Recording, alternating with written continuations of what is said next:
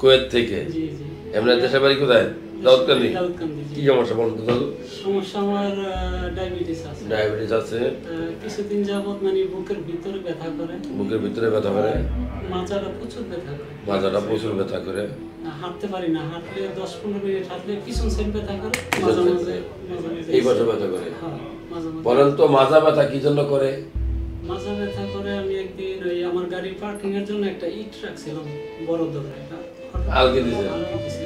যাই হোক, মাজা ব্যথার অনেকগুলো কারণ আছে। একটা হচ্ছে আপনি যে এরকম ভারী কাজ অনেক জিনিস উঠাইলে হতে পারে।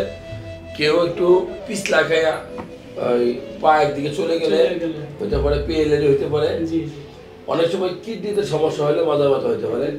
প্রস্রাবে জ্বালাপোড়া করলে ইনফেকশন হলেও মাজা ব্যথা করতে পারে। কিডনিতে ইনফেকশন কেমনে বুঝবো?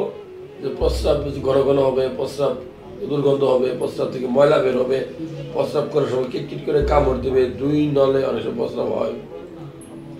এই ধরনের লক্ষণ দেখা দিলেও কিন্তু মাজা ব্যথা করতে পারে।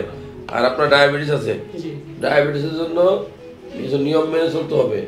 রাতে খাওয়ার পরে দৌড়াইতে হবে, ভাত একটু কম খাইতে হইব, সবজি যে এরকম সালাদ আছে না, এরকম সালাদ সবজি বেশি খাবেন, মাটির নিচের আলু কম খাবেন, ভাত একটু কম খাবেন। ডায়াবেটিস কন্ট্রোল না করলে কি হবে?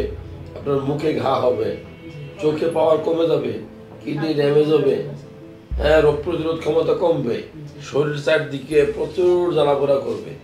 এগুলো মানতে হইব।